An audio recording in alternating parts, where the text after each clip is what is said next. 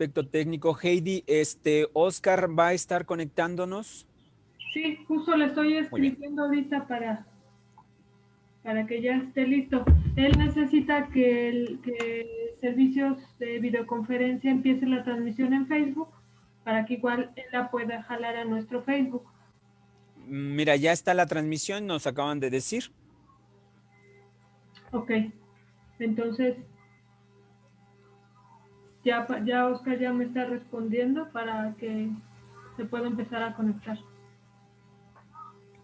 Muy bien. Fiona, nada más un comentario, Fiona y Elizabeth. El doctor Cifedín no va a poder estar presente. Ok. Él normalmente debía de haber llegado ya a Mérida para poderse conectar, pero el vuelo se retrasó, entonces va a ser imposible. Ah, muy bien. Entonces, pero bueno, aquí estoy para representarlo. No sé si quieran. ¿Esto se va a grabar? ¿Lo grabo yo o quién lo puede grabar?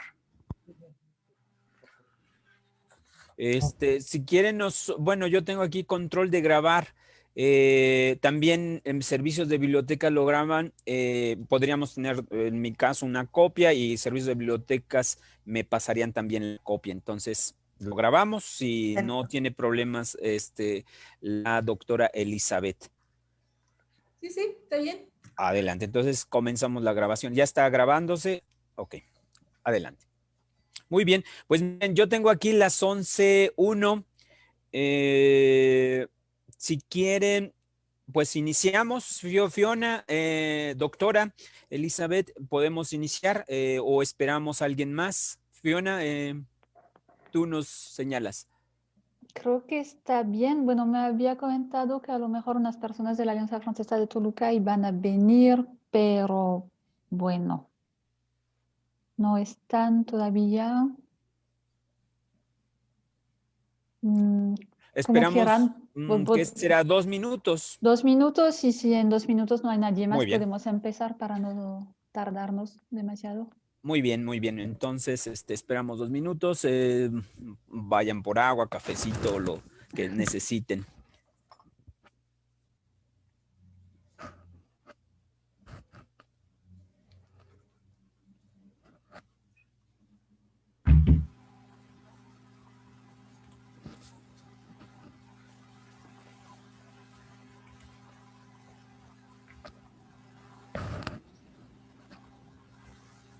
No sé si lo van compartiendo en nuestra página Facebook porque no me aparece todavía el live.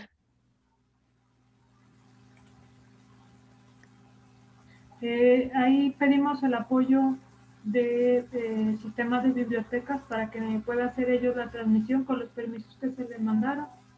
Sí, no sé. Sí, por favor, Edgar, si Si nos se puede hacer la apoyas. transmisión en la página Facebook de la Alianza Francesa San Luis. Bueno, no aparece todavía en la página. Si no, ni modo lo compartiré desde la publicación del servicio de videoconferencia de la USLP.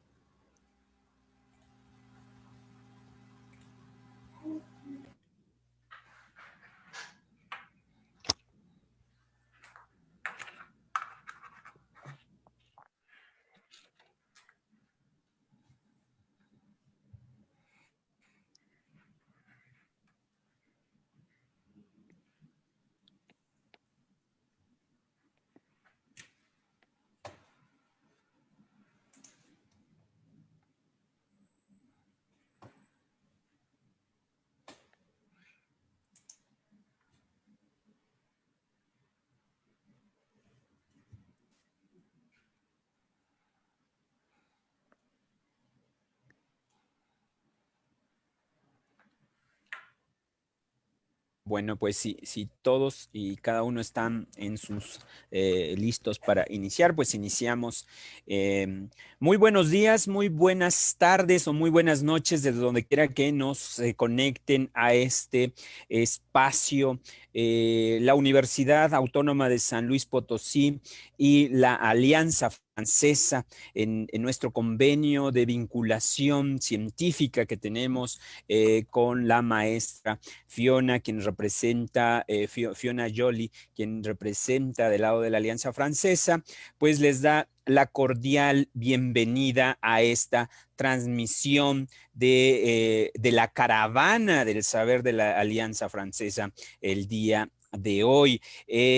Para el día de hoy, pues tenemos este estudio desde las ciencias sociales y las ciencias humanidades, desde las humanidades, perdón, con la doctora, y agradecemos muchísimo a la doctora Elizabeth Cooney, quien nos va a dar la conferencia programada para el día de hoy. A nombre del doctor Alejandro Cermeño, quien es mi rector de la Universidad Autónoma de San Luis Potosí, y a nombre del doctor Enrique Delgado, director de la Facultad de Ciencias Sociales y Humanidades, pues damos inicio a este convenio científico con la Alianza Francesa. Y le paso la palabra a la maestra Fiona Joly, quien representa a la Alianza Francesa. Adelante. Buenos días, muchas gracias Gilberto por darme la palabra. Muchas gracias a todos, bienvenidos. Para mí es un placer realmente poder llevar a cabo esta conferencia. Me da mucho gusto que podamos volver a colaborar con la UASLP, sobre todo en este convenio que tenemos con el Institut de Recherche y de Développement, que se encuentra en la Ciudad de México. Entonces, hoy tenemos el placer de recibir a Elizabeth Cunin, que nos va a dar una conferencia sobre la genealogía de lo étnico en la Corte Interamericana de Derechos Humanos. Les voy a presentar rápidamente el perfil de nuestra conferencista de hoy, de Elizabeth. Perdón, tomo mis notas.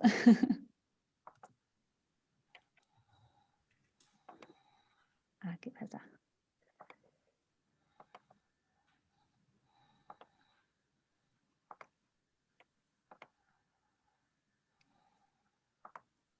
Aquí está. Elizabeth Cunin es investigadora del Institut de Recherche pour le Développement, IRD, en Sociología y Antropología. Es actualmente académica visitante del CICLA, Centro de Investigación en Identidad y Cultura Latinoamericanas, en la Universidad de Costa Rica.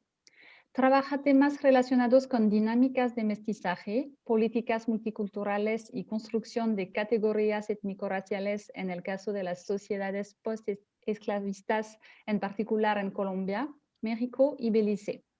Su proyecto de investigación actual analiza los usos sociales del derecho a partir del caso de la Corte Interamericana de Derechos Humanos con dos ejes: etnografía de las audiencias de la Corte y análisis de la jurisprudencia étnica de la Corte. Entonces, invito a Elizabeth Cunin en empezar su plática, su conferencia. Pueden ver que nos está compartiendo un PowerPoint. Les invito a preguntar, si tienen dudas, tienen preguntas, pueden hacer preguntas en los comentarios de las diferentes páginas en donde transmitimos esta conferencia de hoy. Muchas gracias a todos y doy la palabra a Elizabeth. Bueno, muchísimas gracias a ustedes, a la Universidad de San Luis Potosí, a la Alianza, al IRD por esa organización e invitación.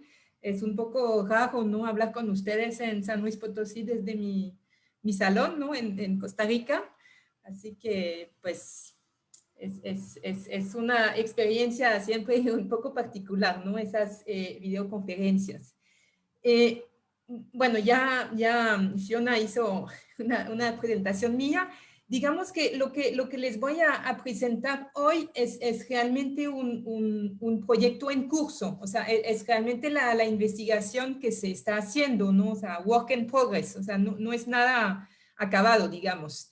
Entonces, es también ver un poco cómo se construye un proyecto de investigación que para mí es un proyecto un poco nuevo.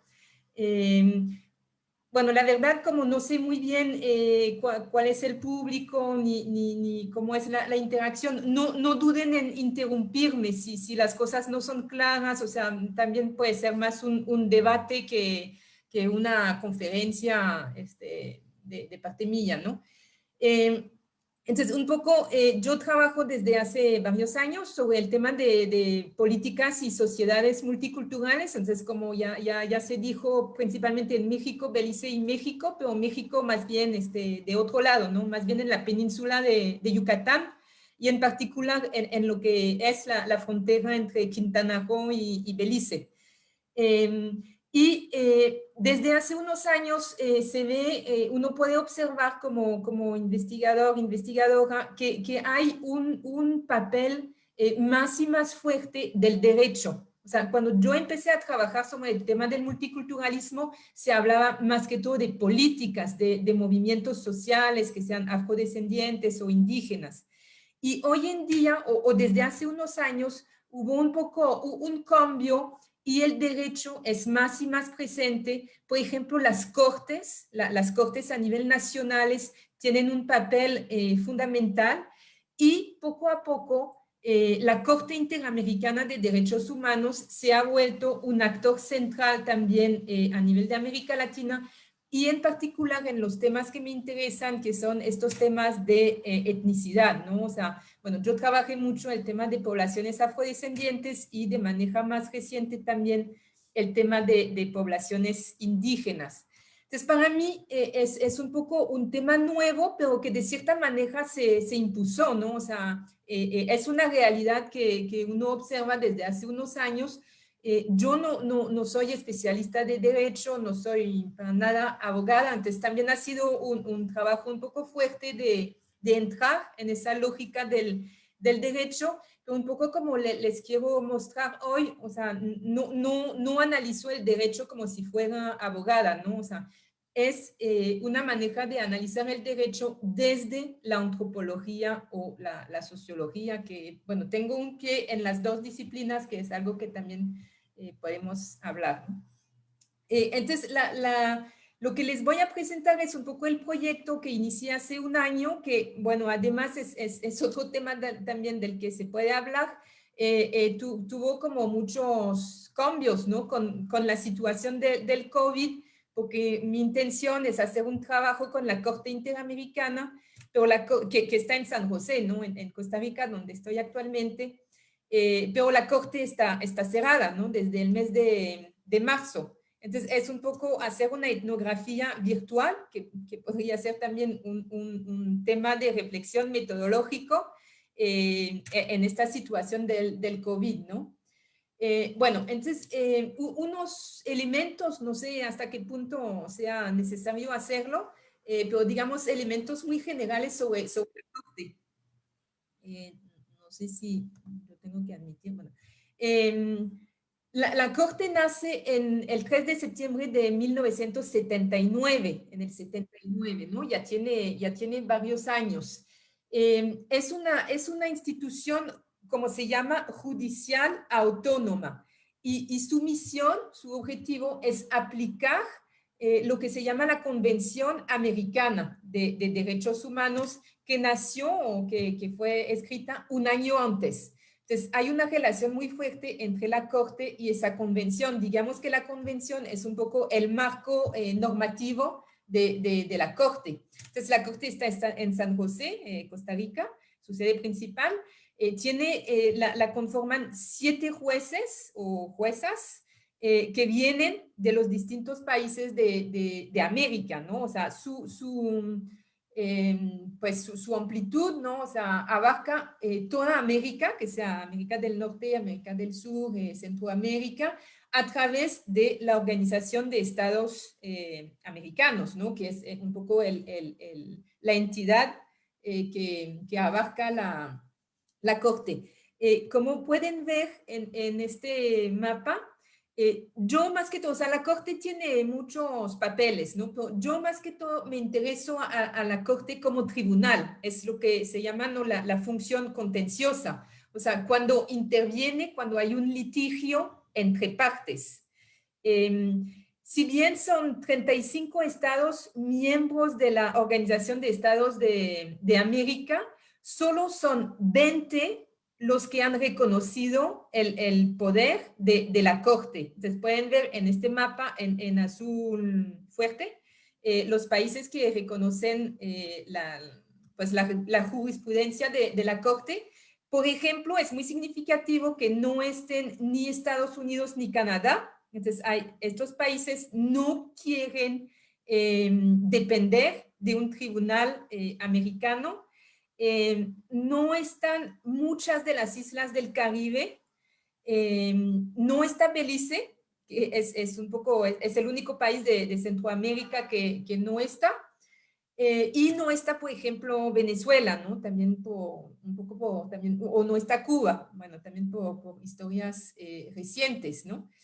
Pero si no, a nivel de América Latina están todos los países. Eso muestra que la Corte que tiene mucha influencia, mucho poder, aunque haya sido muy criticada, y eso también es algo sobre el cual podemos volver. También como lo ven, pero yo no sé si se ve muy bien porque está lo de las pantallas. Bueno, el número, ¿no?, de casos que entraron a la Corte. De hecho, si bien la Corte nació en el 79, la verdad empieza a funcionar varios años más tarde, y más que todo se dice que es a partir de los años 2000 que realmente hay un papel más fuerte de la Corte.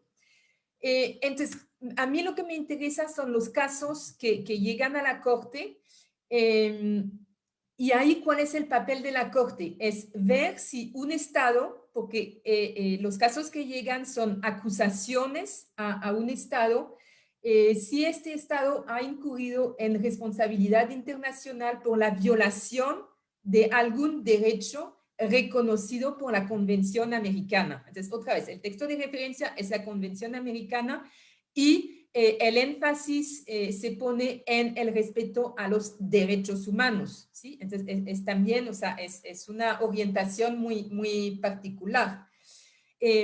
Hay un sistema un poco complicado en el cual no voy a entrar, pero antes de pasar a la Corte, todos los casos tienen primero que entrar a la Comisión Interamericana de Derechos Humanos. La comisión está ubicada en Washington, ¿sí?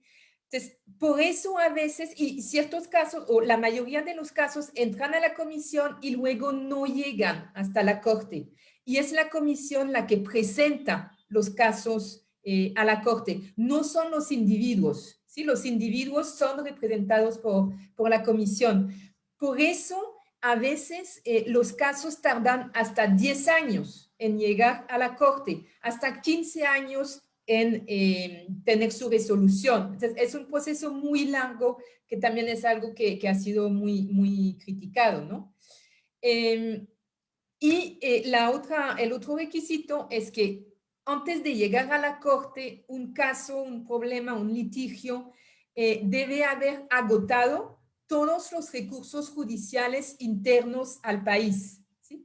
Primero hay que tratar de resolverlo a nivel nacional, y si no hay resolución a nivel nacional, puede llegar a la comisión y a la Corte. Entonces, es realmente un va-y-bien y un ejercicio un poco complejo entre lo internacional y lo nacional, y entre la comisión y la Corte. Bueno, eso no es realmente lo que yo estudio, pero es importante tenerlo en cuenta. Entonces, yo más que todo lo que estudio es, ahí está, lo que yo llamo la jurisprudencia étnica de la Corte. Entonces, primero, el primer trabajo que hice es identificar los casos que yo llamo étnicos. Cuando hago referencia a étnico, son casos indígenas o afrodescendientes. Eso también es otra cosa sobre lo cual podemos hablar, cómo se define lo indígena, lo afrodescendiente. Siempre es una pregunta muy, muy presente. Ahí lo hice de manera muy básica, ¿no? O sea, hay un buscador de palabras en la página web de la Corte, donde están todos los archivos. Ahí también es una fuente increíble, ¿no? Porque la Corte hace el trabajo de digitalizar todos sus datos, es decir, las sentencias, pero ahora también hay videos de las audiencias, o sea, hay un material increíble. Por eso también se puede trabajar sobre el tema, aunque la Corte esté cerrada. Bueno, entonces, en esta página web de la Corte hay como un espacio donde están todos los casos, todas las sentencias, etcétera, y ahí se puede buscar por palabras. Entonces, yo hice una búsqueda por palabras de manera un poco amplia. Entonces, indígenas, afrodescendiente, afrocolombiano, afromexicano, etcétera, pero también etnicidad, étnico, raza, y también grupos específicos indígenas, por ejemplo, mayas, hay varios casos mayas, o no sé, o también la palabra negro, o garífunas, o cimarrones, etc. Entonces, tratando de tener los resultados más amplios posibles. El primer resultado, yo llego a 21 casos de poblaciones indígenas y 11 casos de poblaciones afrodescendientes. A nivel de poblaciones indígenas, el primer caso que se puede encontrar es un caso en Guatemala, ¿no? El caso Bamaca Velázquez del asesinato de un líder maya guerrillero.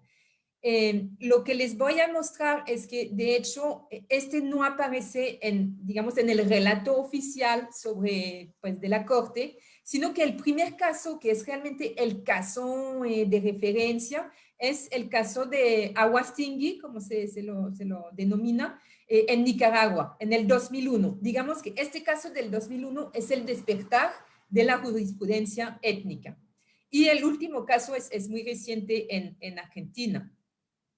Una característica importante de estos casos es que la mayoría, ven, son 9 casos de los casos indígenas son sobre propiedad colectiva de las tierras, y eso es un poco lo que quiero comentar luego, es un poco el tema central de la reflexión sobre poblaciones indígenas en la Corte.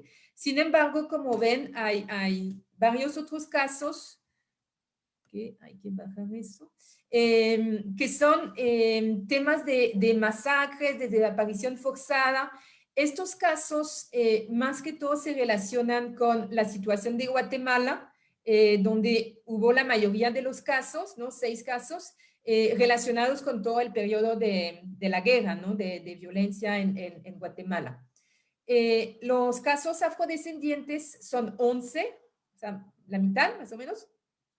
Algo interesante sobre el cual volveré también es que, de hecho, si uno mira con atención, el primer caso es un caso en Surinam con población saramaka, que los saramacas son descendientes de africanos, ¿no? Lo que llaman cimarrones en Surinam, que es una parte muy importante de la población. Y este caso es bastante anterior, o sea, es del 1991, pero de hecho ha sido un poco olvidado en los estudios sobre la Corte. Y el último caso está en curso, bueno, de hecho ya hubo una sentencia hace unos meses, ¿no? O sea, 2 o 3 meses, pero también de Argentina, o sea, para decir que este proceso sigue, ¿no? O sea, todavía hay casos nuevos que llegan a la Corte.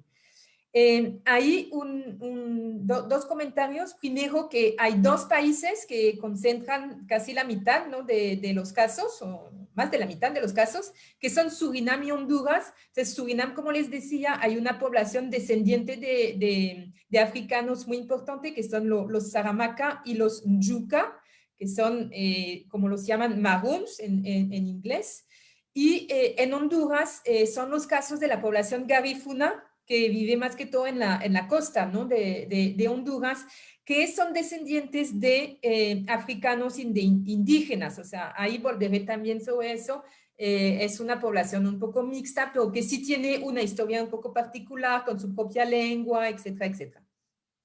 Y en el caso de los afrodescendientes, si bien está presente el tema de la propiedad colectiva de las tierras, lo que aparece como tema central son todas esas acusaciones de detención arbitraria, es decir, de abuso de la fuerza por parte de la policía o de los militares. Y ahí es muy interesante, y bueno, también volver un poco sobre eso, pero ahí nos remite mucho a todo lo que está pasando hoy en día con, bueno, lo que vimos en Estados Unidos, lo que también se ve mucho en Brasil, sobre la violencia de la policía, ¿no? O sea, lo que hoy en día se llama un racismo institucional de la policía, y todo eso del tema de los perfiles raciales, de que hay más detención de gente negra que de gente blanca, etcétera, etcétera. Todo ese movimiento de Black Lives Matter, ¿no? Entonces, ahí sí se ve que hay conexiones, incluso si no son conexiones directas, ¿no? Porque de hecho son casos que llegaron antes de Black Lives Matter. Bueno, eso como un poco panorama general, ¿no? De esos casos que yo estoy estudiando. Y entonces, ¿cuál es mi enfoque, digamos? Les doy, por ejemplo, unas definiciones que pues yo encontré en internet, ¿no? Que son definiciones clásicas del derecho. Estas tres definiciones, o sea, dicen más o menos lo mismo, ¿no? ¿Qué es lo que me interesa en eso? Es que estas definiciones hacen énfasis en dos características. Es lo que aparece en subrayado. O sea, primero, el derecho como sistema normativo o conjunto de normas y principios. O sea, el derecho son reglas, textos, principios que regulan la sociedad.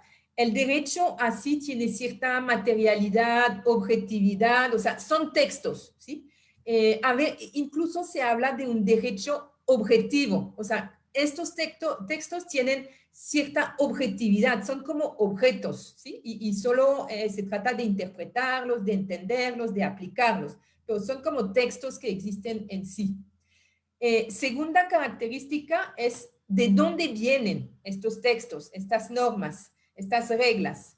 En estas definiciones aparece, por ejemplo, inspirados en ideas de justicia y orden, o sea, vienen del cielo, ¿no? De cierta manera, o sea, son bastante abstractas.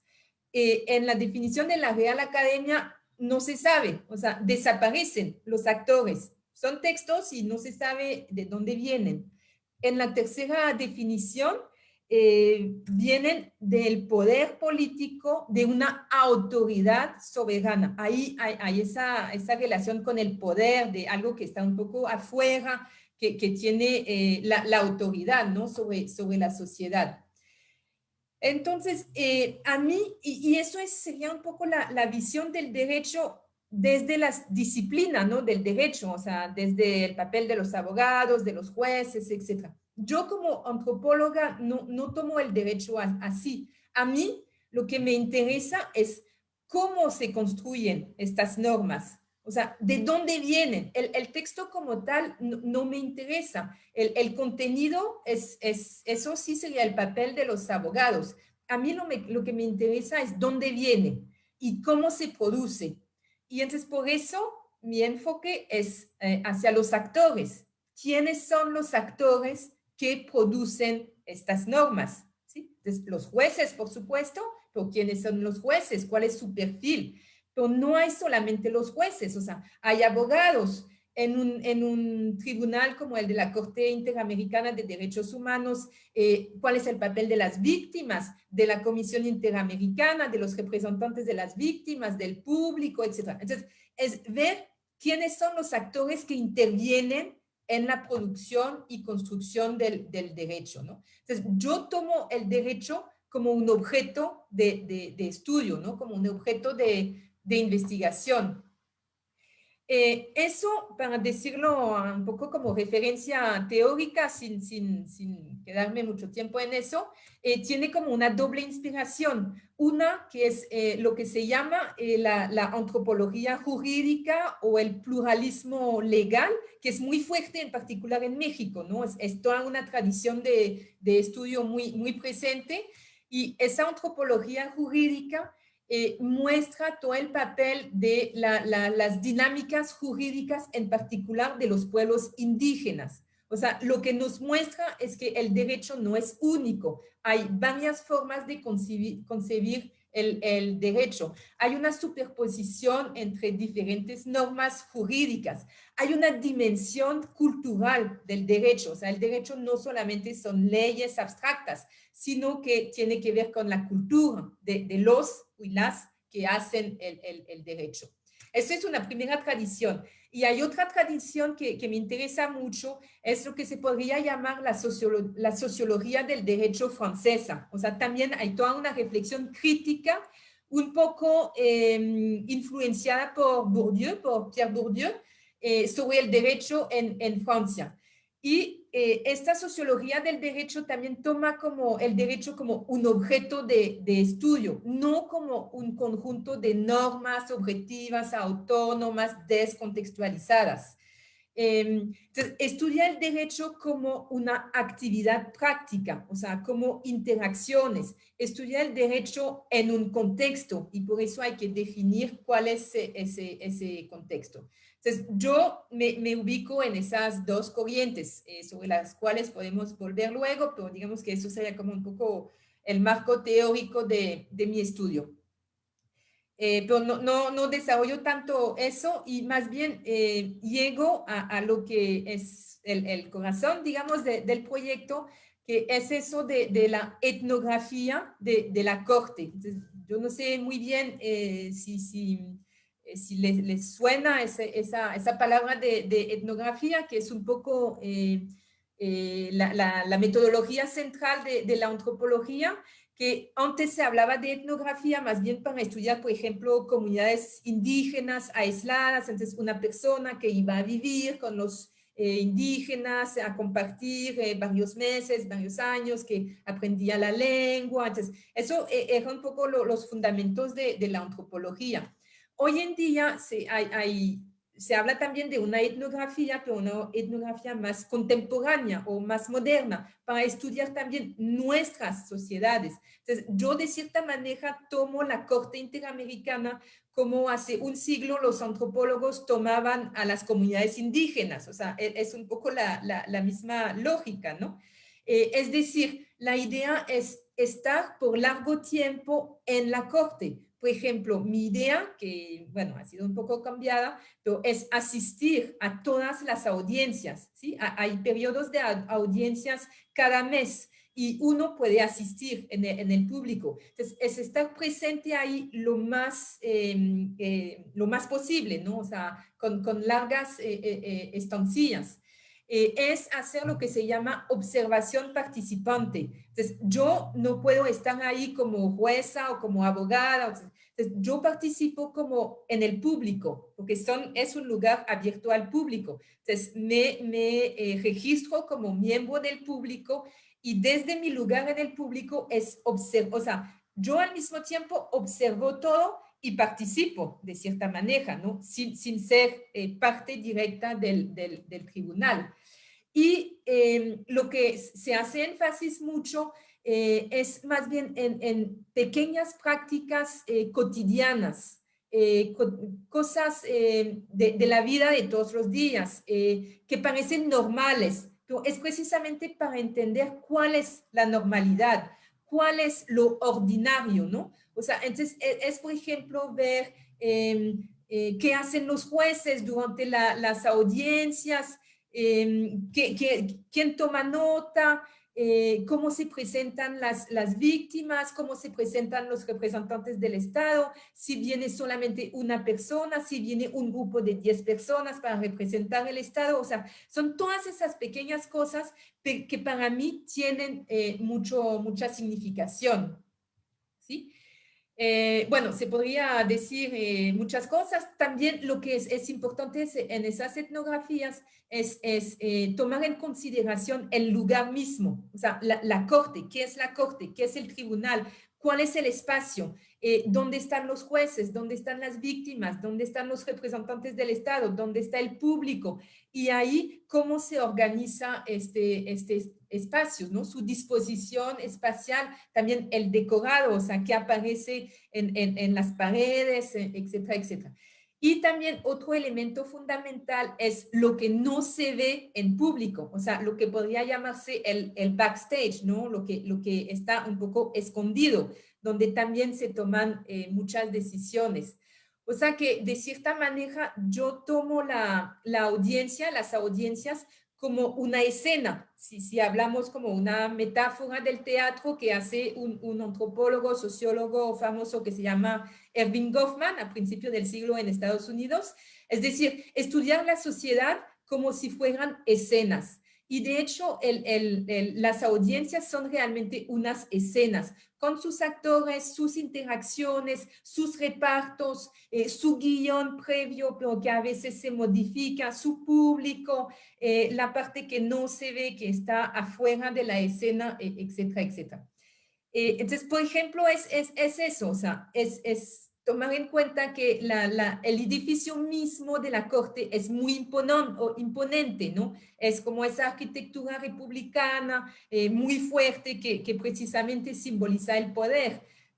Los y las jueces, que, bueno, de hecho, más bien se podría hablar solamente de los jueces, porque ahí hay una dimensión de género muy fuerte, ¿no? O sea, tradicionalmente son hombres.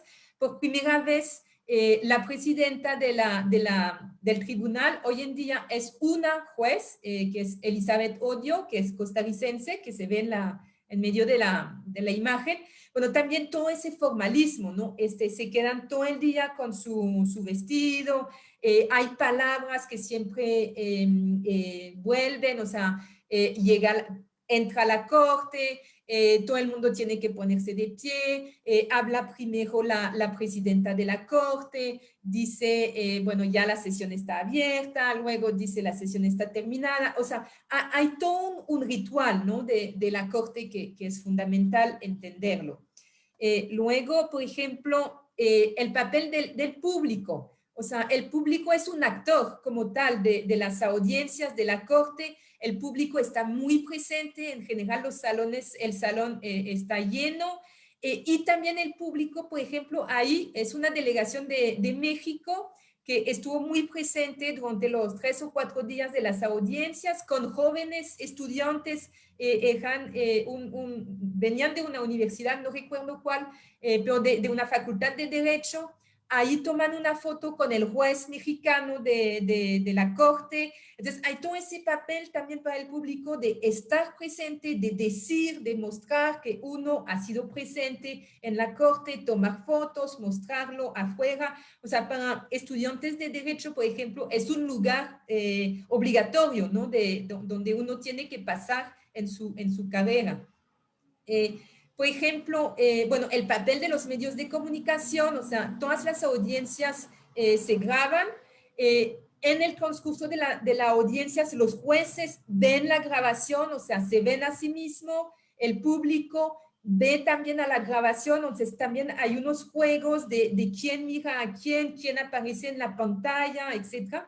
Y todo eso luego se puede ver en los archivos, o sea, en la página web de la corte, no hay acceso a los audios.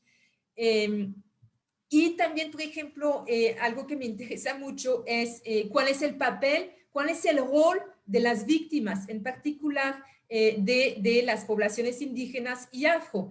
Y muchas veces en la corte aparecen vestidas, ¿no? De manera tradicional para encarnar, para simbolizar a esa indianidad tradicional, sus costumbres, etcétera. Hasta ahí fue, en la foto de la derecha, era el presidente de la corte en esa época, que era en el 2012. El caso Sarayaku es un caso muy famoso de Ecuador. Y hasta el juez se pone las plumas, ¿no? Indígenas, entonces hay como una inversión de papel, entonces es un poco todas esas actuaciones, ¿no? Que me interesan. Yo solo les voy a dar unos primeros elementos de análisis para no hablar mucho y con eso terminaré. Como les decía, a ver, en el PowerPoint, el primer caso bueno, reconocido, ¿no? Como el caso que da nacimiento a la jurisprudencia étnica o indígena en la Corte es un caso en Nicaragua, que es el caso Aguas, en el 2001. A mí lo que me interesa entender no es tanto qué es lo que dice la sentencia, ¿no? Y el caso, que de hecho es un problema de titulación de tierras. Lo que a mí me interesó en este caso es ver cómo nace, por qué se ha vuelto el caso simbólico o el primer caso o el nacimiento de la jurisprudencia étnica. Y de hecho, bueno, como les decía, es incluso importante porque antes hubo dos casos, pero que de cierta manera se han olvidado. Entonces, ¿por qué se han olvidado estos casos y este sí se ha vuelto muy simbólico? Entonces, primero, como yo les decía, lo que a mí me interesa es el papel de los actores. Y ahí es fundamental ver el papel que han tenido dos personas que son bastante conocidas en este mundo de indígenas, derecho y todo eso, que son James Anaya y Claudio Grossman. Entonces, ahí en el PowerPoint tienen un poco su currículum rápido, ¿no? Pero para que ustedes vean un poco cuál es el perfil de estas personas. Son personas que tienen un pie en distintos mundos, ¿no? Son universitarios, profesores de derecho. Son personas muy involucradas en lo que es la Comisión Interamericana de Derechos Humanos. Han tenido papel, o sea, han tenido empleo, ¿no? en la comisión. Son personas que han sido responsables de programas de investigación, de educación, sobre derechos indígenas. Entonces son personas muy comprometidas con el tema indígenas, que han viajado mucho a las comunidades, etcétera, etcétera. Entonces tienen realmente perfiles muy fuertes, muy particulares. Yo hice el trabajo de escuchar, porque en esa época no había grabación audio, pero sí había grabaciones, no había grabaciones video, pero sí había grabaciones audio, escuchar toda la audiencia.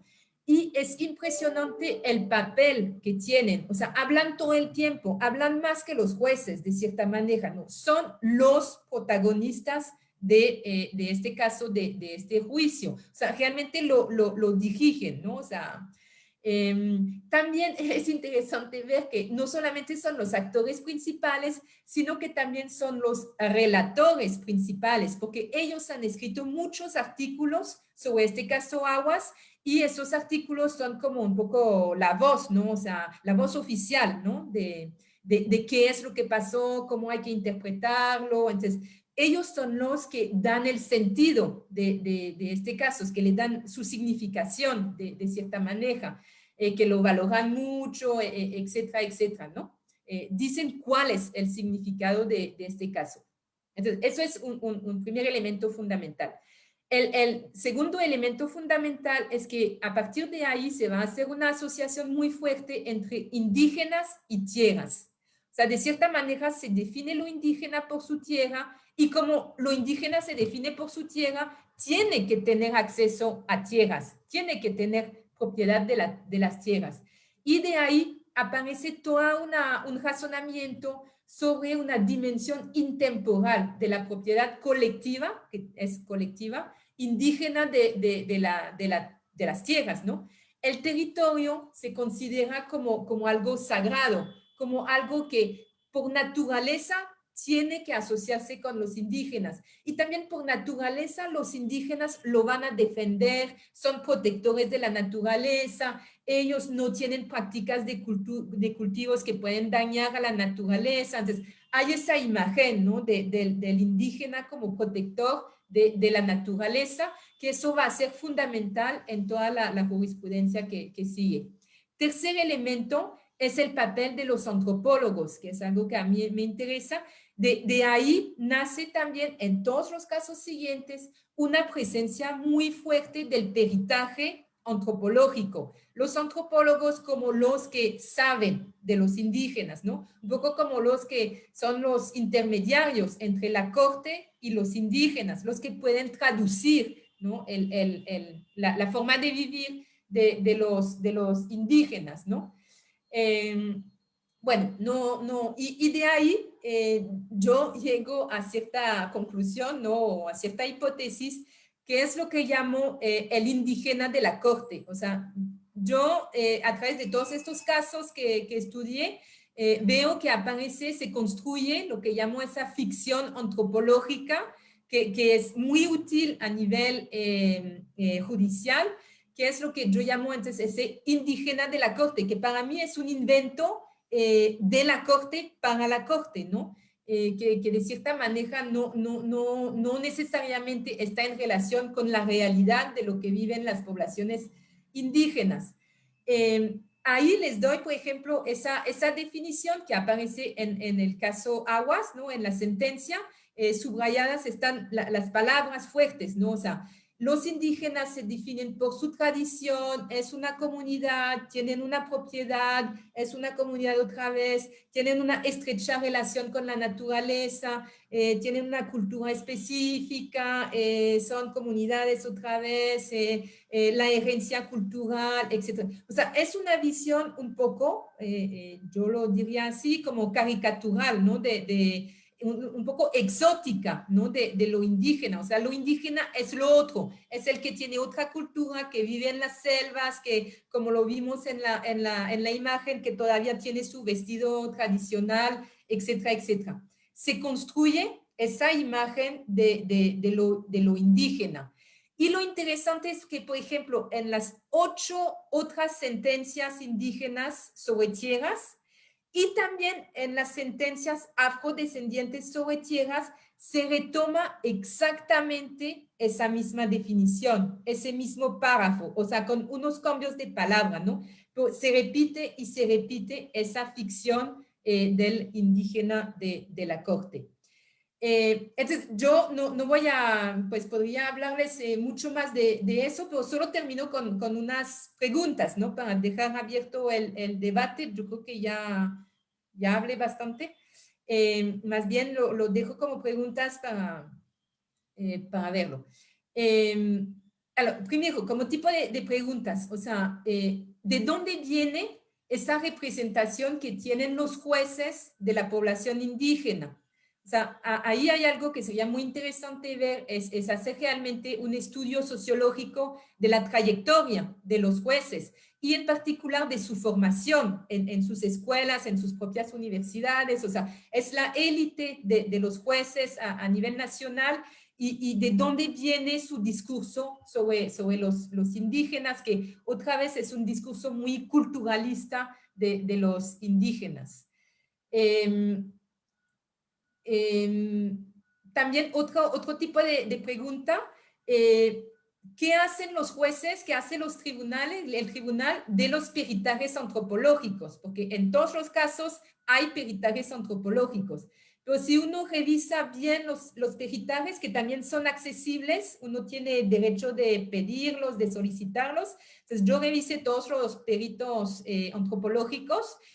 Los peritos antropológicos no entran en esa lógica de ese indígena de la corte. O sea, los peritajes dicen cosas muy matizadas, que también los indígenas son migrantes, que han dejado sus tierras, que de hecho en esas tierras también viven otras poblaciones, que es muy difícil conocer los límites de las tierras, que es normal que haya conflictos porque hay distintos grupos, o sea, que no hay una asociación tan evidente entre indígenas y tierras, que además los indígenas, pues sí, en ciertos casos preservan la naturaleza, pero también en otros casos la cultivan, cortan árboles, o sea, participan en la explotación de la naturaleza, etcétera, etcétera.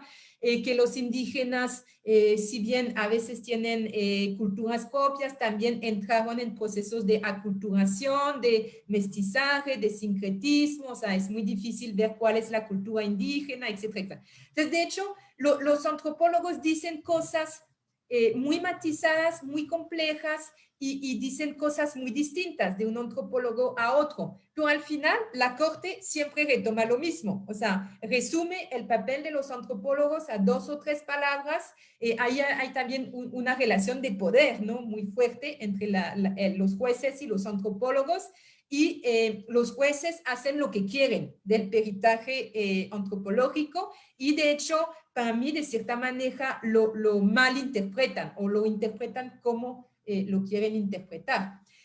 Otra pregunta que yo me hago y sobre la cual estoy trabajando es, ok, entonces eso, bueno, sirve para las poblaciones indígenas, pero ¿qué pasa con las poblaciones indígenas cuyo problema no es el de tierra? Y de hecho, como vieron, la mitad de los casos que llegan a la corte no son casos de tierras, son casos de violencia, de masacre, de abuso sexual, etc. Entonces, ahí, ¿cómo se define a lo indígena? Si el problema no es ni un problema de tierras, ni de cultura, ni de... Bueno, entonces, se puede haber toda una reflexión sobre eso.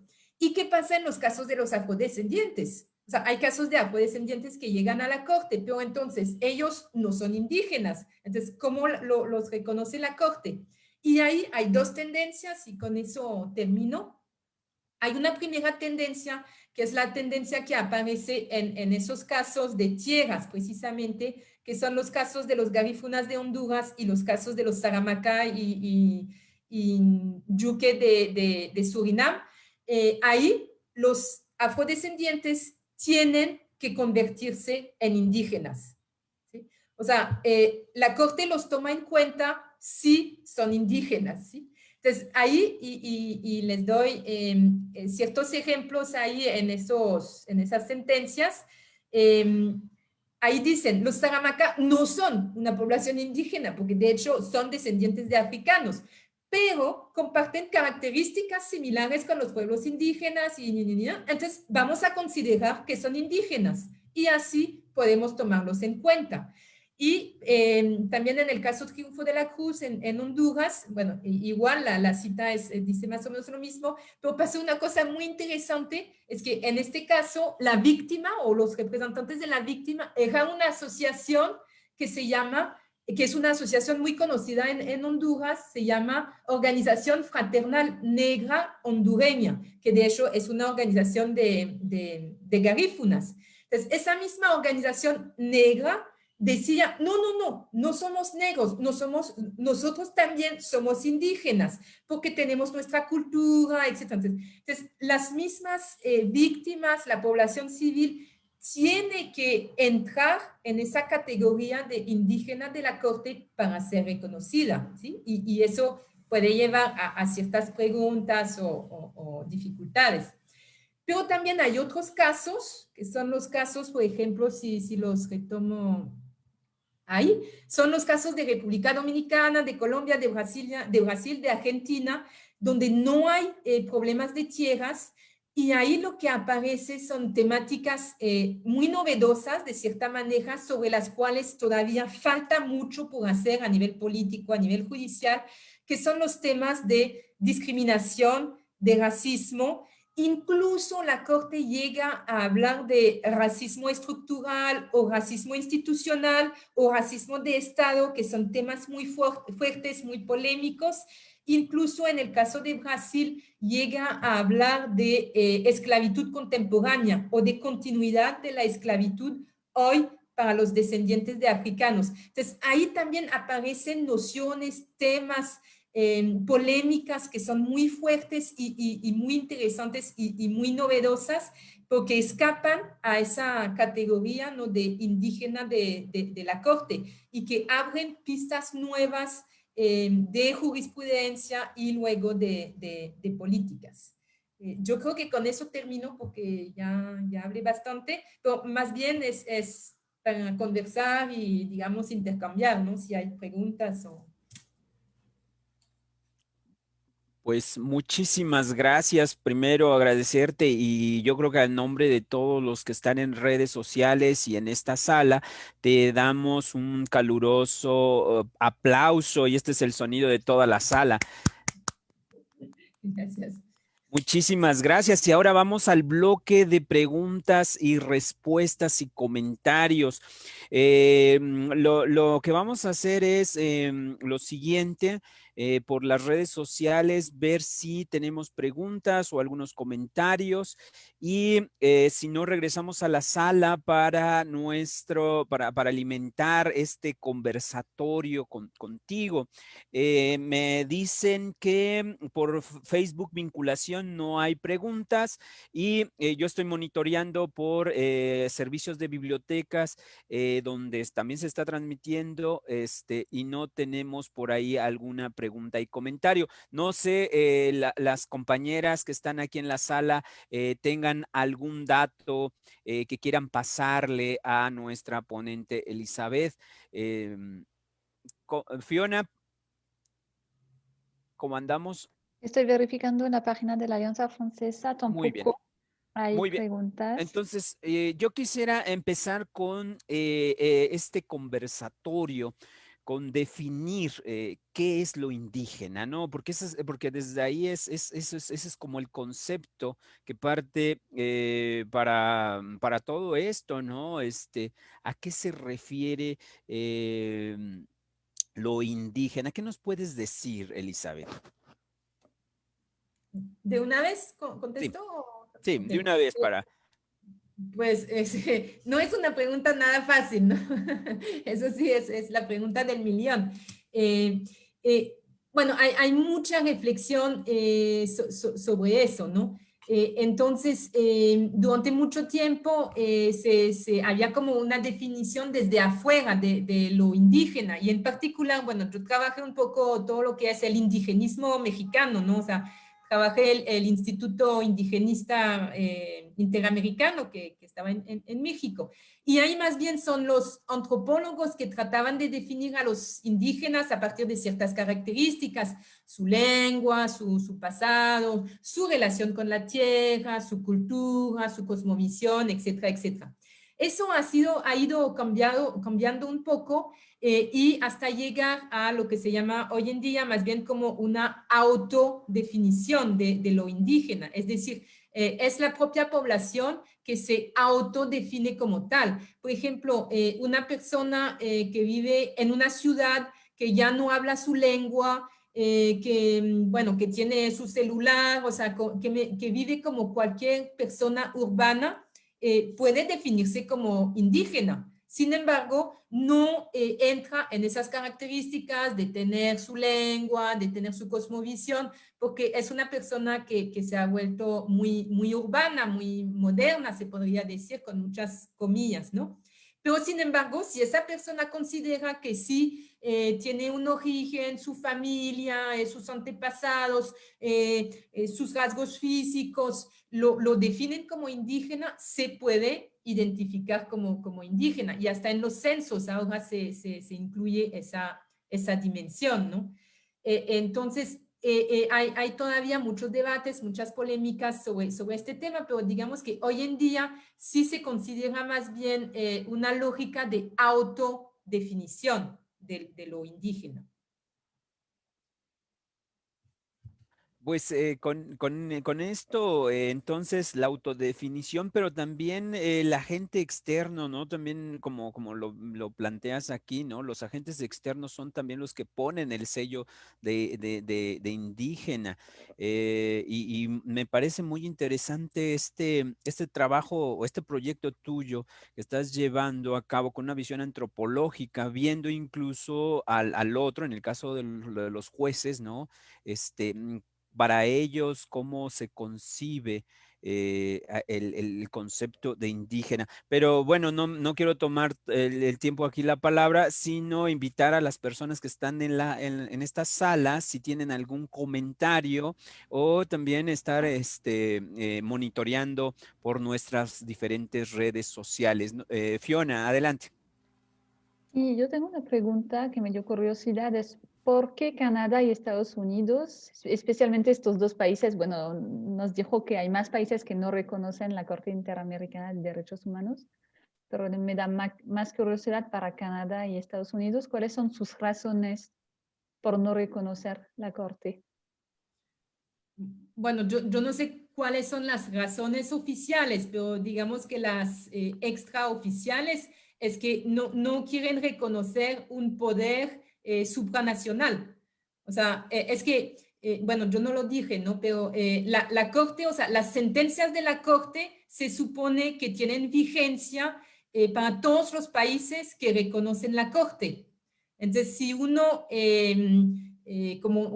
bueno, tiene que, o sea, los países que reconocen la Corte tienen que respetar las sentencias y la jurisprudencia de la Corte. Entonces, primero, Canadá y Estados Unidos no quieren tener un tribunal que no sea nacional, o sea, y Canadá y Estados Unidos no quieren tener esa situación en la cual hayan casos de violación de derechos humanos que lleguen a la Corte, ¿sí? Porque eso es todo un poco la dificultad de la Corte. Se critica mucho porque se dice, ok, entonces hay todo ese proceso, se condena al Estado, pero finalmente el Estado no hace nada, no cambia nada y no sirve para nada la jurisprudencia de la Corte. Sin embargo, eso sí es cierto, bueno, no en todos los casos, pero en ciertos casos, pero sin embargo hay un poder simbólico enorme. O sea, si la Corte acusa a Estados Unidos o a Canadá de no respetar los derechos humanos, es algo fuerte, aunque sea solamente simbólico, ¿no? O sea, por ejemplo, ahora la Comisión Europea o hasta la ONU está acusando a Francia de no respetar los derechos humanos con su nueva ley sobre policía. Entonces, es a nivel simbólico, o sea, pues sí tiene consecuencias muy fuertes. Entonces, Estados Unidos y Canadá no quieren entregar parte de su poder a un tribunal supranacional. Eso, así de sencillo, ¿no? Digamos. Gracias. Muy Yo bien, quería pues sí, preguntar, adelante, Heidi. gracias. A mí me llamó mucho la atención este tema que comentas sobre cómo se conciben los afrodescendientes también para poder tener acceso a lo mejor a la justicia, al autoconcebirse como indígenas, por justamente a lo mejor estar un poco más normado o tener esta cuestión, digo, dentro de la gente no reconocida, pues están los indígenas y los afrodescendientes, pero al menos aquí en México, igual los afrodescendientes tienen menos reconocimiento nacional que la población indígena, que con los años ha ido obteniendo derechos o ha tenido luchas, cosa que los afrodescendientes no ha sido tan fuerte su presencia. Me imagino esto ocurre todo en América Latina y a lo mejor esa es la respuesta de los afrodescendientes de en ciertas situaciones concebirse como indígenas y en otras, a final de cuentas, sí defender su propia cultura, su historia y todo lo que los caracteriza como tal, ¿no? También en esta descripción de temas que pone sobre los casos que tienen, pues sí hay una cuestión todavía, por ejemplo, de trabajadores esclavos y comparten algunas problemáticas, pero sí hay unas que siguen siendo muy intrínsecas como población afrodescendiente. Sí, sí. Sí, es que también hay situaciones muy distintas, ¿no? O sea, no es una casualidad de que, por ejemplo, Surinam haya tenido 3 casos, ¿no? Porque en Surinam hay una parte de la población que es muy importante, una población afro que es muy importante, hay toda una historia de cimarronaje de esa población que se escapó, que vivió en el bosque, en la selva, o sea, entonces son historias muy distintas en relación, por ejemplo, con México, ¿no? Que no hay eso en México y que no llegaron ningún caso afro desde México. Entonces se entiende muy bien, por ejemplo, en el caso de los garífunas, que de hecho ellos mismos, ¿no? Tradicionalmente se han presentado como una población mixta, descendientes de indígenas y de afrodescendientes. Que llegaron en la isla de San Vicente, que no fueron esclavos, entonces hay toda una historia muy particular. Lo que es interesante para mí es estudiar cuál es la estrategia de esos actores. En este caso, en el caso Garifuna, esa organización Ofrané, que es la organización negra, ¿no? de Honduras, para ella, para los líderes de esa organización, ellos pensaron que era mejor negar de cierta manera una parte de su historia y hacer más énfasis en la parte indígena, precisamente para tener acceso a la corte y para ganar en la corte, porque de hecho sí ganaron. Entonces hay una estrategia que es muy buena, de cierta manera. Entonces, y ellos tienen toda la razón de hacer eso, ¿no? O sea, pero también como antropóloga eso me abre muchas preguntas, ¿no? ¿Hasta dónde vamos? O sea, ¿cuál es el poder de la corte para imponer así cierta visión de lo étnico que necesariamente tiene que ser muy cultural, insistir en una lengua distinta? Por ejemplo, ¿qué pasa con los casos de descendientes de africanos, que son la mayoría, que viven en las ciudades, que viven en México, que viven en Bogotá, o que no tienen su lengua, que no tienen tierras, que tienen una cultura que en general hoy en día es más una cultura mezclada, ¿no? Una cultura globalizada incluso. Entonces, para esta gente, ¿cuál es su posibilidad de tener acceso a la corte?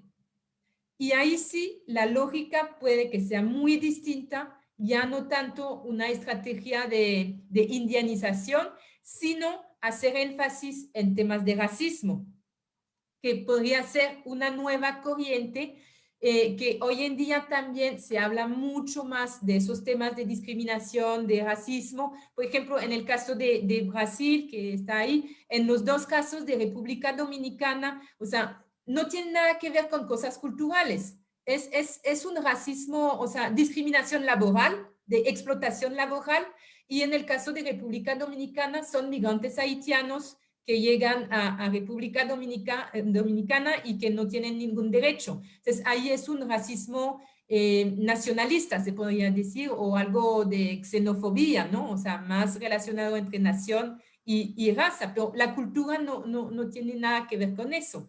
Entonces, eso abre nuevas puertas, nuevas pistas para las asociaciones, para los movimientos sociales y quizá, ojalá, también para la corte, ¿no? Pero este tema de la lucha contra el racismo, contra la discriminación, es un tema que hoy en día las organizaciones afro movilizan más y más y más, pero también es un tema muy polémico. Por ejemplo, en Estados Unidos desde hace años se reconoce el racismo, hay políticas de acciones afirmativas o discriminación positivas, hay cuotas en las universidades, ahora en Brasil también hay cuotas, pero es muy difícil luchar contra el racismo. Es más difícil luchar contra el racismo que, de cierta manera, lo digo de manera un poco rápida, reconocer la diferencia cultural de los indígenas y de los afro. ¿Sí? Luchar contra el racismo es realmente cambiar todo, no solamente los pensamientos, sino la organización estatal, institucional, social, etcétera, de esa discriminación que no se ve, o sea, nadie se reconoce como racista y yo creo que hay muy poca gente que hoy en día es abiertamente racista. Sin embargo, vivimos en sociedades, instituciones que sí favorecen el racismo o la discriminación. Y eso se ve, o sea, la gente negra es la gente que tiene los índices de pobreza más fuerte, es la gente que ha sido más víctima del COVID, o sea, ahí sí, o sea, hay niveles de vida que son distintos.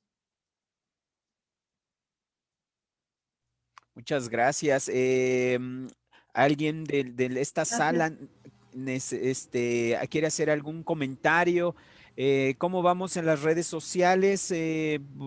Por nuestro lado, en vinculación y ciencias sociales no tenemos hasta ahorita comentarios o preguntas. Las compañeras de las alianzas, diferentes alianzas francesas, ¿cómo vamos? ¿O quieren hacer alguna intervención?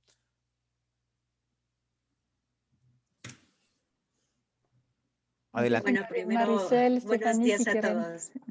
Sí, muchas gracias por la invitación. Gracias, Elizabeth, por compartirnos su saber. Y es muy interesante ver cómo la parte indígena comparte pues temas, ¿no? Muy similares. y la diferencia también que hay con afrodescendientes. México es un país que tiene pues diversos pueblos en toda la República Norte, Centro, Sur, pueblos indígenas y pues también tenemos afrodescendientes, pero efectivamente me parece que es una población de la cual no se habla mucho, de la cual no hay tanta difusión en comparación, por ejemplo, con los pueblos indígenas, ¿no? Que siempre se difunde la cosmovisión, la gastronomía, todas sus costumbres, ¿no? Que hacen ver a México como un país muy rico, ¿no? Y que de hecho no es nada más la apariencia, es que en realidad es así. Sin embargo, lo que tocaban con la globalización es que cada vez más se ve que los pueblos indígenas o las personas de origen indígena, pues se va cambiando, ¿no? Se van cambiando los estilos de vida, se van cambiando las costumbres, ya no tienen la misma cosmovisión, por ejemplo, que los abuelos. De hecho, ya no hay una apropiación tampoco de las tierras porque no se trabajan. Entonces, es muy interesante ver cómo es toda esta evolución que está sucediendo no solo en México, sino pues en muchos países. Y me llaman muchísimo la atención los temas, ¿no? Que llegan a la Corte, la propiedad colectiva de las tierras, la masacre, desaparición forzada. O sea, realmente México está padeciendo de muchos problemas a nivel de seguridad, en donde justamente favorecen ese tipo de abusos con las personas indígenas, y también con las personas afrodescendientes, que vuelvo a insistir, me parece que sí es una población que está un poco olvidada, ¿no? Pero que son muy presentes y que forman parte de todo este mosaico de diversidad cultural de México. Sí, si puedo hacer un comentario sobre lo de México. Adelante, adelante. Los dos casos de México son casos del 2010, son casos muy similares, ¿no? Los dos en Oaxaca, creo, sí, los dos en Oaxaca, o Chiapas, bueno, ahí en esta zona. Los dos con la misma perita, antropóloga, que es una colega del CIESAS, además, entonces es muy interesante, y ella ha escrito mucho sobre eso, y son dos casos de violaciones de mujeres, ¿sí? Iguales los dos casos, por el ejército. Entonces, es muy interesante lo que y ahí sí, por ejemplo, el tema de la propiedad de tierra no aparece, no está. En el peritaje de la antropóloga, ella casi nunca habla de temas culturales o de una particularidad identitaria de las y los indígenas. Ella hace énfasis más que todo, o sea, hace un análisis en términos de lo que se llama la interseccionalidad. O sea, hace énfasis en el hecho de que, ok, son indígenas, pero también son mujeres, y eso cambia todo a nivel de como estatus de minoría, ¿no? Y también son pobres y viven en pueblos muy rurales y muy aislados, por eso no han tenido acceso ni a puestos de salud, ni a la policía para hacer una denuncia, etcétera. Por eso ahí hay cierta impunidad, bueno. Entonces, lo que ella dice es que o sea, no hay que encerrarse de cierta manera en decir, son indígenas, entonces ahí tienen su cultura. No, es que, ok, es indígena y es mujer y es pobre y es aislada. Entonces hay que tomar todo eso en cuenta. Y ahí el problema no es un problema cultural, o sea, es un problema de poder político, de violencia, de poder de los representantes del Estado y de hombres que están en un lugar aislado, frente a una mujer que si bien también es indígena, pero es más bien una cuestión política, ¿no? De violencia, de poder, de dominación, más que una cuestión cultural, si bien, bueno, ok, sí, está también la dimensión cultural, porque son comunidades indígenas, aisladas, una mujer sola en su casa, etcétera, etcétera. Entonces, es muy interesante el peritaje antropológico en este caso. Sí, tocan la parte vulnerable, ¿no? Para cometer este tipo de abuso. Sí. Y yo tengo una otra pregunta. Perdón, no estoy segura que ya lo comentó durante la conferencia. Comentó que la comisión es la comisión que presenta los casos a la corte, no son los individuos, y que puede tomar hasta 10 años a veces para que un caso llegue hasta la corte. ¿Y por qué toma tanto tiempo? Porque me doy cuenta que finalmente pues ya tiene 20 años la corte, casi, desde 2021, sí, ¿verdad?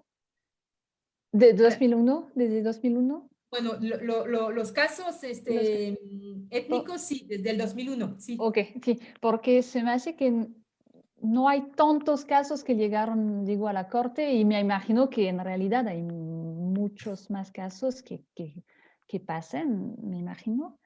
Entonces, Sí, es buena pregunta.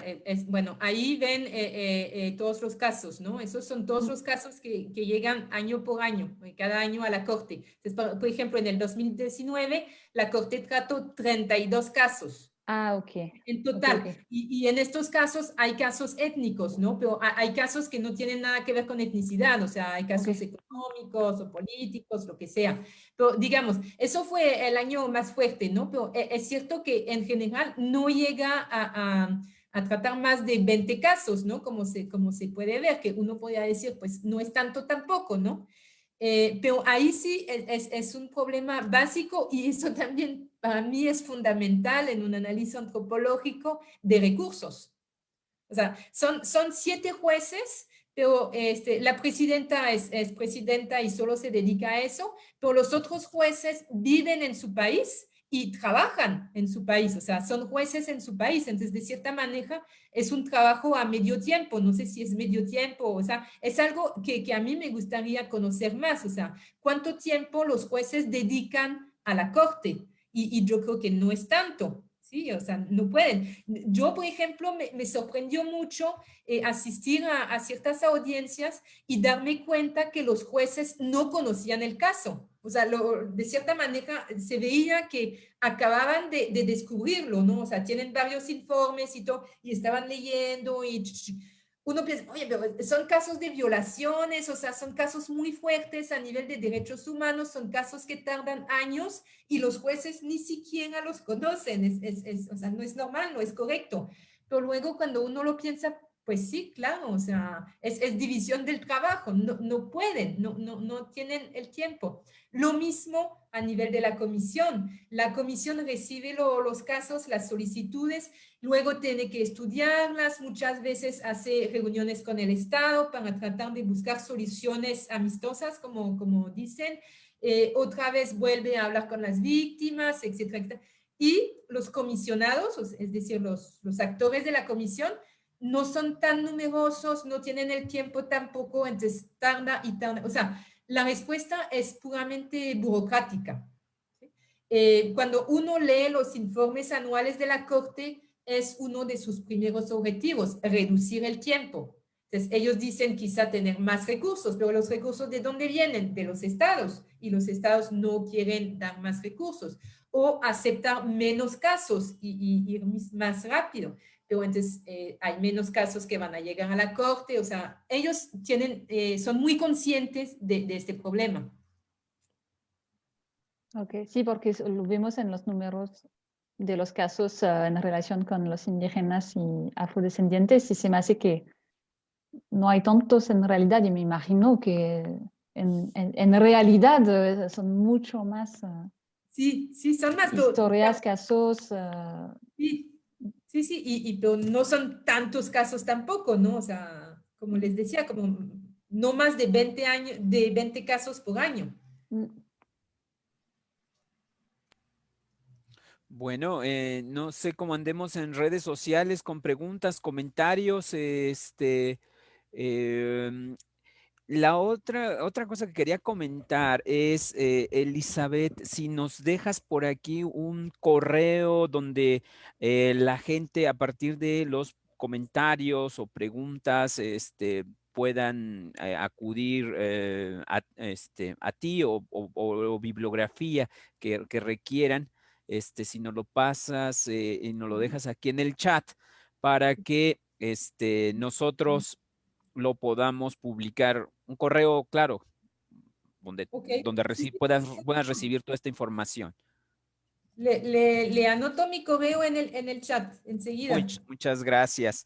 Y pues lo seguimos invitando por las redes sociales a colocar comentarios o preguntas, dudas en torno a esta plática del día de hoy.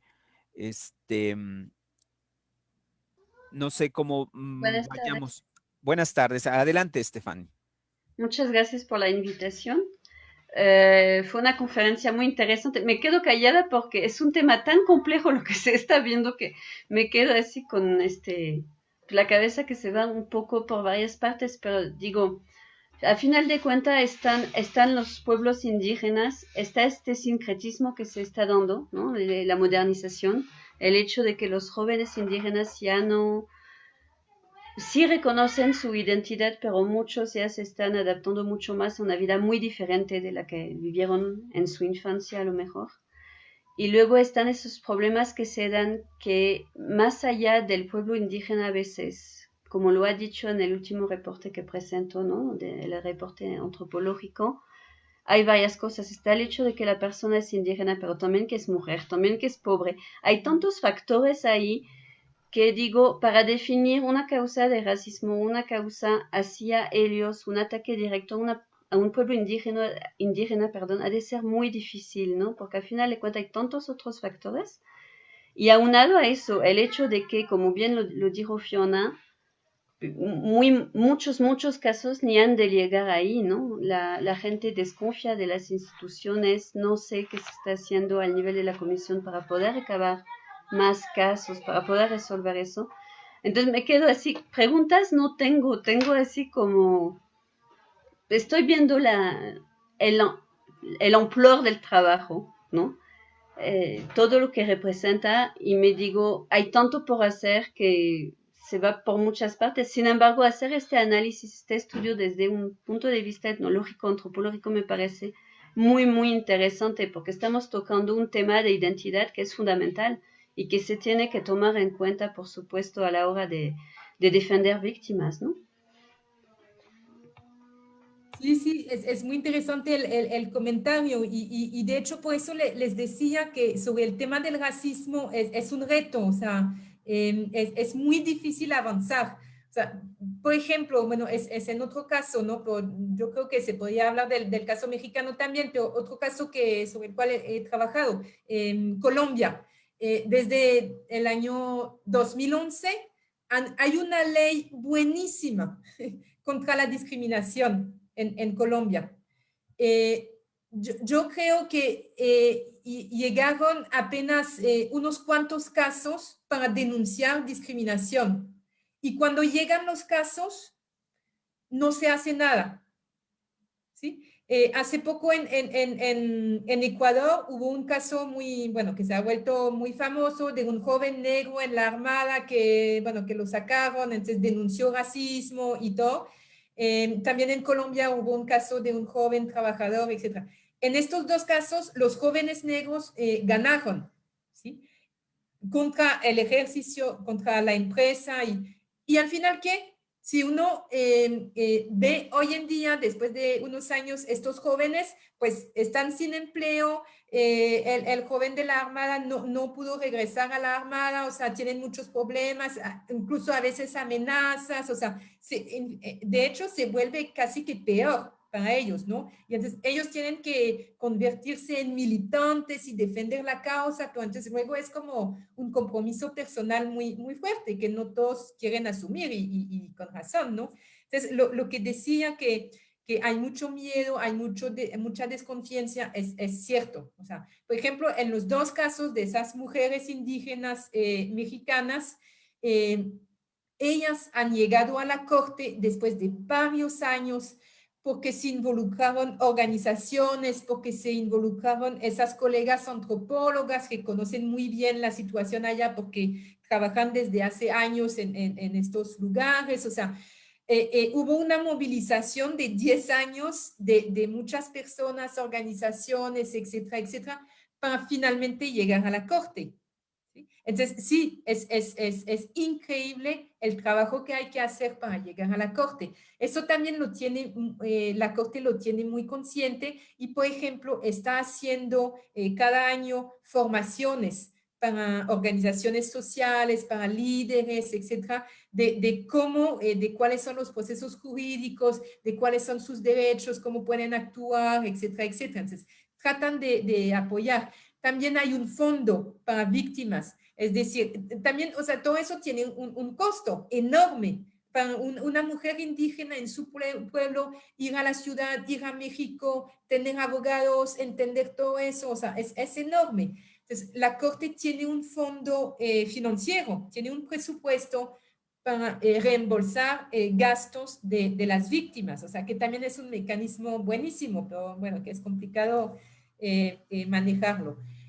Otro comentario sobre eso, sobre cómo uno puede probar que ha sido discriminado o que hay racismo. Hoy en día hay un proceso de una lógica de inversión de la prueba. Es decir, como bien lo dice, es muy difícil probar que yo como mujer indígena he sido discriminada como tal, ¿no? Pero hoy en día es un poco al revés. Es el Estado o las instituciones, las administraciones, que tienen que mostrar que no hubo discriminación. ¿Sí? O sea, que el peso de la prueba ya no es de las víctimas, sino de los acusados, ¿no? Que tienen que mostrar que no hay discriminación. Y eso es muy interesante, o sea, abre como otros caminos, ¿no?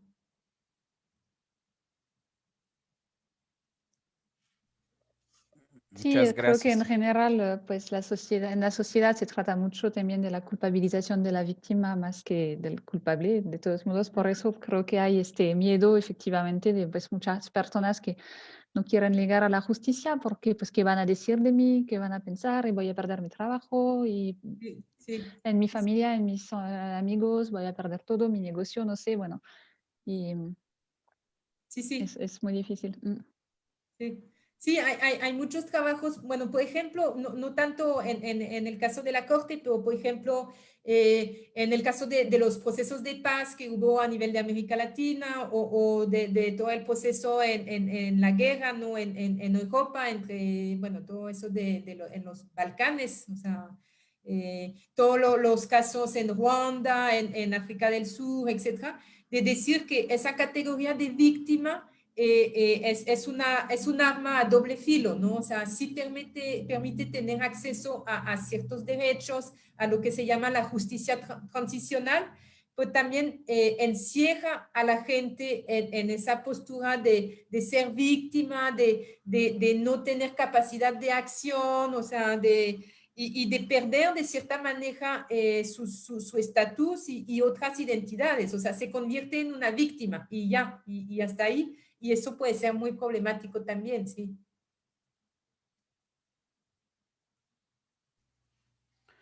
Bueno, no sé cómo andemos en comentarios por las redes. Em, si, si gusta, doctora Elizabeth,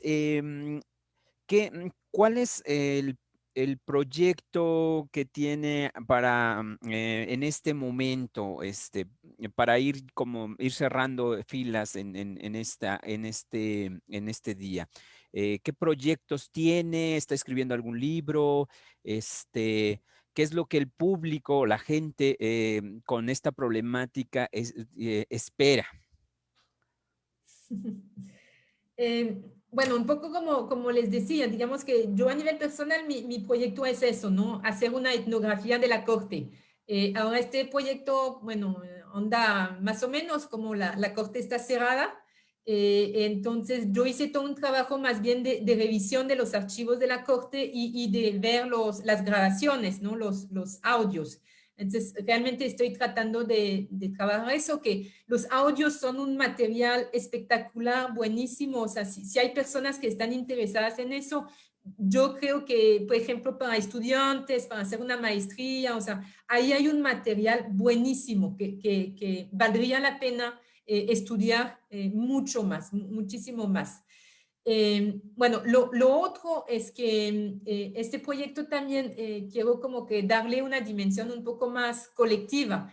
Entonces, a mí lo que me interesa es realmente ver qué es lo que pasa dentro de la corte, ¿no? Porque no se ha estudiado, de hecho. Hay trabajos recientes que estudian otras cortes.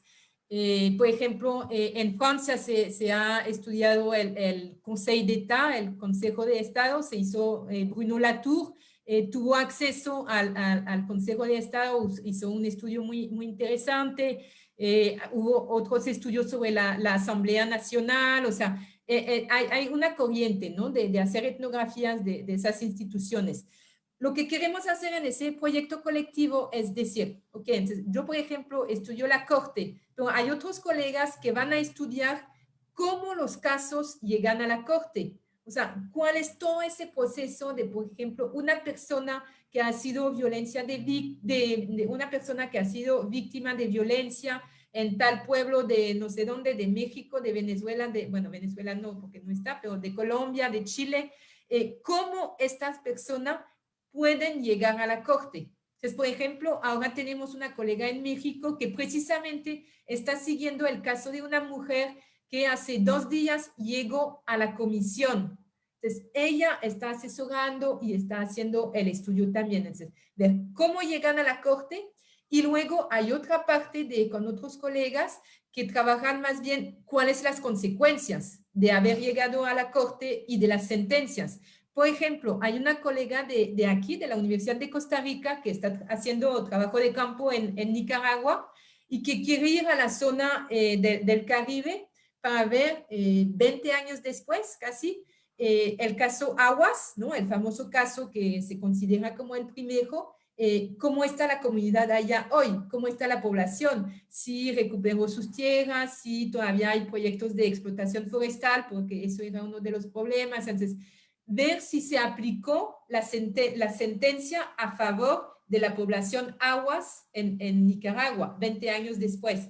Entonces, queremos hacer un estudio que tiene que ser colectivo y multisituado entre Costa Rica y otros países para hacer un seguimiento de los casos desde su nacimiento hasta su finalización. Pues yo no creo que se pueda hablar de finalización, pero hasta su aplicación o no aplicación o transformación de nuevo en el campo como tal, ¿no? En el terreno. Eso sería el proyecto en el cual estamos. Eso lo estamos haciendo a través del IRD con colegas de México, de Costa Rica, de Panamá, de Colombia, etcétera, etcétera, ¿no? Tiene que ser una red de investigadores que tienen la voluntad de cooperar y de intercambiar sus datos, ¿no? Y para los colegas y gente especializada en este tema, ¿dónde podemos encontrar publicaciones, tus publicaciones en temas relacionados con estas problemáticas? Ahí hay que esperar un poco. Bueno, si hay colegas muy interesadas y se comuniquen conmigo, yo tengo un primer borrador, ¿no? de un texto, precisamente que presenta toda la jurisprudencia étnica y el papel de los peritajes antropológicos. Eso lo puedo compartir, pero de manera un poco más informal, ¿no? O sea, no ha sido publicado todavía. Es que como bien saben, pues se necesita tiempo, ¿no? Para la investigación. Gracias. Sí, Fiona aquí tiene. sí, sobre este tema, no, pero creo que sobre los otros estudios, trabajos que hizo, pues la página internet que les compartió hace unas semanas a Gilberto y a Heidi, archive. No me acuerdo cómo se llamaba.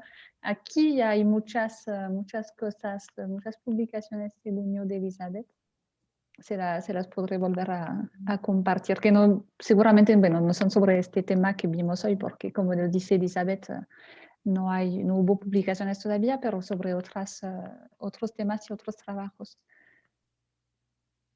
Gracias, Fiona. Sí, si nos mandas, si lo podemos colocar en en nuestro chat del Facebook para que la gente pues acuda a la investigación y a estos textos. Stephanie tiene un comentario. ¿Lo quieres leer, Stephanie? Adelante. Perdón, la tecnología tiene eso en lo que activamos el micrófono. Sí, hablaba de las interacciones verbales, lo mencionó a lo largo de su conferencia de manera muy, muy breve, ¿no? Que también se dan como palabras muy específicas. Siento que ahí también, no sé si forma parte de su carta etnográfica esta herramienta de análisis lingüística o sí, pero supongo que es una fuerte fuente de análisis, ¿no? Dentro de su trabajo.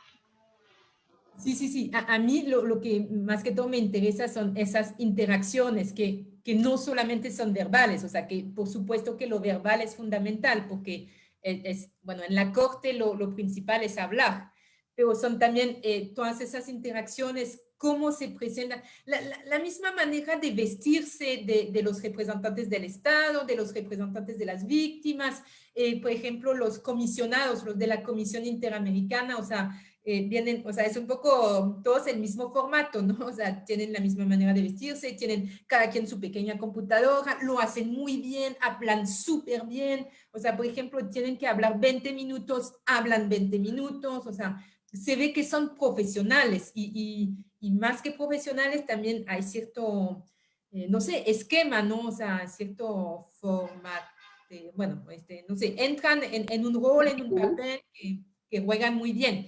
Los representantes y las representantes del Estado hay más diversidad. O sea, a veces viene una representación muy fuerte, se ve que conocen muy bien, están hablando, se quieren defender y todo. A veces o sea, da vergüenza, ¿no? O sea, vienen dos personas, no conocen, hablan 5 minutos, todo el tiempo están en su celular, o sea, en la misma actitud de la gente se ven muchas cosas y eso es lo que me interesa, o sea, la manera de hablar con el cuerpo, ¿no? Con la manera de vestirse, si hablan fuerte, si hablan con miedo, etcétera, etcétera. También la actitud de los jueces. O sea, es muy difícil, yo digo, incluso a nivel físico, ¿no? O sea, se quedan no sé, yo creo que es de las 9 de la mañana hasta a veces las 6 de la tarde, de la noche, todo el día, todo el mundo los está mirando, ¿no? Porque están al frente y tienen que tener cierta postura, ¿no? O sea, representan algo, entonces, no sé, o sea, no pueden como que olvidarse, ¿no? Digamos, ni 5 minutos. Entonces, eso es un ejercicio físico y mental también que yo creo que es muy difícil, entonces, ¿cómo lo hacen ellos?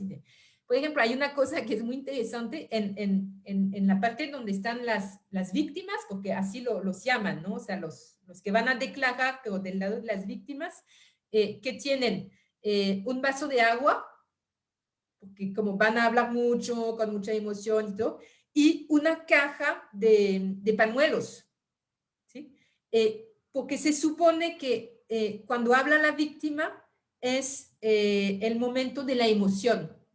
Y de hecho, en muchos casos sí hay mucha emoción. Hay lágrimas, o sea, se ve que, uy, sí, son cosas fuertes y en general son cosas fuertes, ¿no? Entonces, a ver ahí la actitud de las víctimas, pero también la actitud de los jueces, cómo reaccionan, cierta empatía, hasta dónde va la empatía y por qué hay esos periodos de emoción, o sea, cuando al final el derecho es muy formal, o sea, entonces, ¿para qué sirve esa emoción? Es para ver también que hay un lado humano, que realmente son personas que han vivido eso, etc. Entonces, ahí sí hay muchísimo por hacer. Y solo para completar, estoy tratando de trabajar con una colega lingüística y vamos a hacer este ejercicio de tomar una sentencia y la leemos, que son 100 páginas, ¿no? Que es mucho, varias personas, en particular esa colega lingüista, y cada quien hace su propio análisis.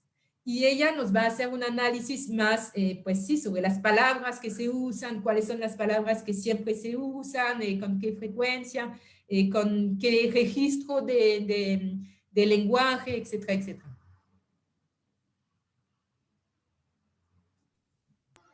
Gracias. Sí, sí, es muy, muy interesante porque es más allá que lo verbal y además está como que este código, ¿no? Que está desde la entrada, ¿no? Entras, tú eres la víctima, entonces ya tienes tu pañuelo. Casi, casi, pues ahí te toca, ¿no? Te toca algo ahí que está final de cuentas como ayuda, claro, pero está el código social que al final de cuentas rige todo, ¿no? Toda nuestra organización, todo lo que hacemos, y ahí también, claro que está también y que analizarlo sí es muy, muy interesante. Por eso esa metáfora de la escena que retomo de ese antropólogo Erving Goffman, de tomar a la audiencia como una escena y cada quien juega su papel. Entonces, hay unos que lo conocen muy bien, súper bien, hay otros que no. Y, por ejemplo, las víctimas, pues sí saben un poco, pero se ven que tienen miedo, ¿no? O sea, muchas veces es gente bueno, popular y no hablan bien, entonces están muy encerradas, o sea, todo eso dice mucho. Muchas gracias. Bueno, pues si gustan, podemos ya ir cerrando el día de hoy y le concedo la palabra a Fiona. Adelante, Fiona. Muchas gracias, Gilberto. Muchas gracias, Elizabeth, por aceptar nuestra invitación.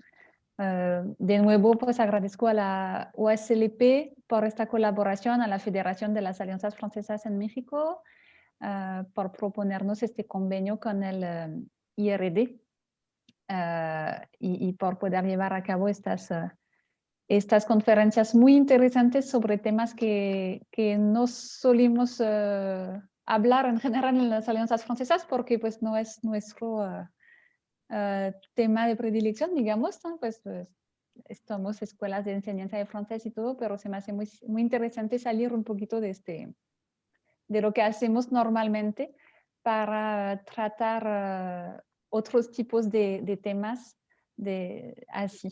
Y bueno, muchas gracias a todos, muchas gracias a mis compañeras de las Alianzas Francesas de Toluca por estar presentes con nosotros hoy. Y bueno, espero que en 2021 se pueda volver a hacer con otros conferencistas del IRD y que podemos mantener esta excelente colaboración. Muchas Gracias, Fiona. Elizabeth, últimas palabras. Pues no, muchísimas gracias a ustedes por la invitación, por la organización y por tener esa energía en estos tiempos un poco complicados, ¿no? De seguir con videoconferencias. Yo creo que a mí me encanta poder compartir las investigaciones que hacemos y tener reacciones bueno, de mis colegas, pero también reacciones perdona, de gente que no necesariamente es especialista de estos temas, pero que muchas veces son preguntas más pertinentes, ¿no? O más difíciles de contestar y preguntas que permiten repensar, bueno, la manera como planteamos las investigaciones. Así que a mí me encanta este tipo de debates. Así que muchísimas gracias. Pues muchísimas gracias a cada uno de ustedes, en especial a la doctora Elizabeth Kunin, quien nos ha dado esta magnífica ponencia y bueno, pues está abierta al seguir con la conversación. Ya colocamos el correo que amablemente nos pasó. También vamos a colocar el dato que Fiona también aquí nos comparte, y pues a nombre de de la Federación de Alianzas Francesas, gracias Fiona por esta oportunidad que das para la Universidad Autónoma de San Luis Potosí. A nombre de esta institución, pues damos el día de hoy cerrado primera caravana internacional de conocimiento. También por ahí tenemos una conferencia que todavía no tenemos una fecha bien definida, pero espérenos en dar el cartel con la fecha definida para esta caravana. Muchísimas gracias a todos. Muy buenos días, muy buenas noches, desde donde quiera que se conecten. Agradecemos muchísimo, muchísimo su asistencia. Gracias y nos vemos en la próxima. Hasta luego y un fuerte abrazo desde México para el resto del mundo. Gracias.